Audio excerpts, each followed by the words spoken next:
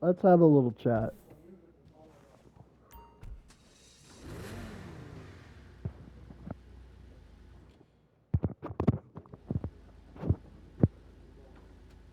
Apologies if my audio doesn't sound very good. I'm still getting used to a new controller. It's a long story. Anyway, um, I decided I'm going to try to put out at least one video every week. And I'm gonna bolster that using the Let's Have a Chat series. I'm gonna try to aim for weekends since I'm sure that's when most people would be able to watch. Anyway, we gotta talk about a recent primary election, specifically one in Kentucky. So, for those who have not been keeping up with the news, a Trump backed candidate named Ed Galrin, I think I'm pronouncing that right, has just won an election against Thomas Massey for a congressional district. And this is bad for a very big reason. So, if you remember Thomas Massey, he is in the forefront of my mind, the only Republican representative, at least, well, one of the only ones. Marjorie Taylor Greene has been speaking out against this too. That's a different story. But he's one of the only Republicans who has been actively trying to push for the release of the Epstein files.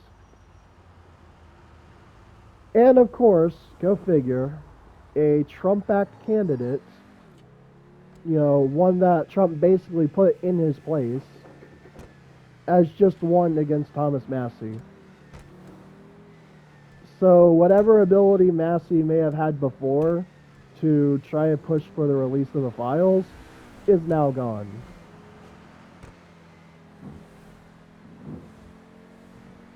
Can I ask something? And this is a genuine question I want to aim for people who voted for Trump 3 times. Why? I'm I'm genuinely curious what reason you have that you could truthfully say other than you were just in favor of people being abused. Like at this point, it's very clear to me that whatever good faith politics may have possibly been behind the Republican Party do not matter anymore. They are the party of, well, a word that if I say here on YouTube, I would probably get my video struck down. But it is true. They're all kid touchers. They're all women haters. They want to abuse women. That's just what the party is now. Like, I'm not lying when I say that. I'm not stretching the truth. That is what they want. They've made that very clear. With the policies they push, with the rhetoric they speak, they just want to abuse women and children. Like, it's, I, there is no, and what Noah just said. They're all closet. Well, a lot of them are very, very likely closeted gay men as well. Like they hate people. They want people to suffer. They want to abuse women. They want to abuse children. And that's it. They want people to suffer. There is no good faith reason to vote for a Republican anymore. Thomas Massey may have been the last holdout for that. Like, I can't fucking stand Massey. I think he's a piece of shit for a number of different reasons. But he was very actively and consistently pushing for the release of the unredacted Epstein files. A very, like, one-sidedly good thing, right? Pushing for the release of files that would have exposed the names of a bunch of really bad people. And he just got voted out of a deep red state, no less.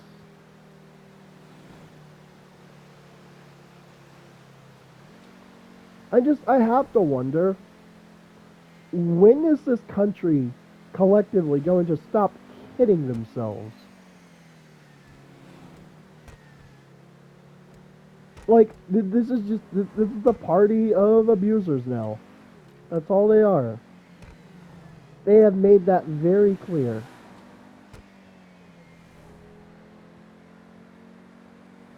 At this point, I have a 3-strike system. I've actually talked about this in previous chats. So, I have 3 strikes when it comes to Trump voters. If you voted for him the first time, I would most likely forgive you because it was a tense time in politics, like, even without Trump, right? It was basically a decision between a shady billionaire who talked weird and the wife of the guy who had a huge fucking sex scandal. It was a choice between someone who wanted to fucking like ban violent video games because they were corrupting the youth, and someone who, like, at the time at least, we thought the worst thing he did was he bankrupted casinos. Like, it was a very hard decision. And I would be willing to forgive people for just wanting to shake up the status quo, right? Most of the people who voted for Trump did so out of desperation. At least they did so the first go around. And, like, I get it. It wasn't your fault if you fell for it the first time, right? But in 2020, after he had his first term, this is where the second strike plays in because his first term was awful. Even before COVID, he just was not doing anything very good. The economy was starting to tank. Like, wages were stagnating while the cost of living did start going up. It wasn't that noticeable, but it was happening. School funding was being gutted. And then when COVID hit, it was just the catalyst, right? It took all of the terrible policies Trump had made and it made them like 10 times worse. Meanwhile, the guy's basically suggesting people inject bleach into their veins. I am not joking when I say that. Like, the second go around, if you still voted for him, again, bad time in politics, I might be willing to forgive you. But I would think you are very stupid if you voted for him a second time. With that said, if you voted for him 3 times, right? If after all of that, and then after also being convicted of 34 counts of sexual assault, of being hit with fucking tax fraud charges and them actually sticking, and it turns out that he was actually doing a massive amount of fucking fraud. With all the fucking grifts he had, everything from the fucking Trump coins to fucking crypto to all that bullshit. After all of that, after all the bullshit, not to mention fucking Jan 6. Sometimes I feel like I'm the only one who remembers that. But like, after all of that, if you still voted for him a third time, I think less of you as a person. I just want you to know that. Not only do I think you are dumb and gullible, I think you are selfish. Because after all of that, you still chose the candidate that supposedly would still, bring things back to the way they were, some mythical better time or whatever.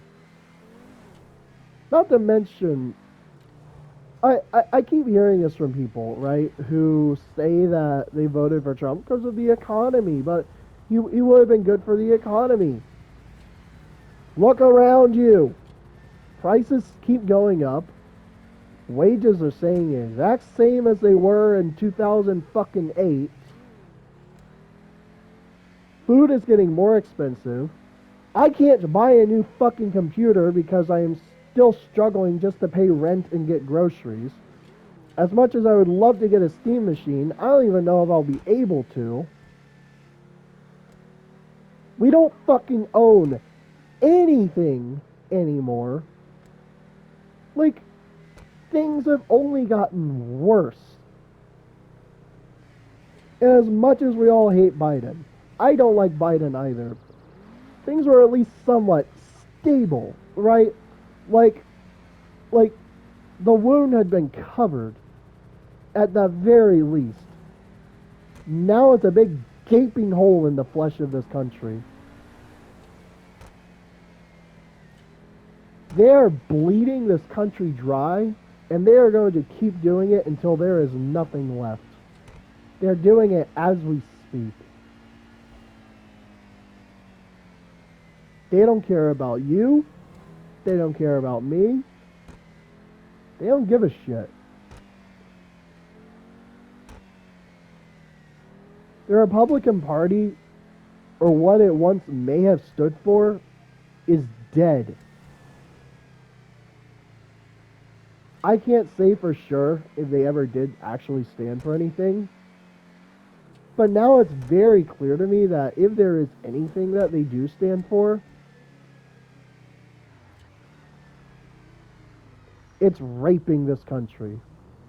And I mean that in both a literal and a figurative sense.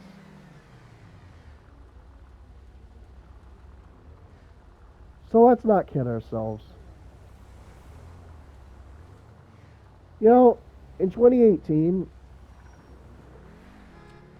if someone had told me that the state of politics would be this bad, I think I would have laughed. Like, I did not realize back then just how bad things were getting. I hate politics. I hate keeping up with this. I feel like I have to. And that is, by the way, why I made this series.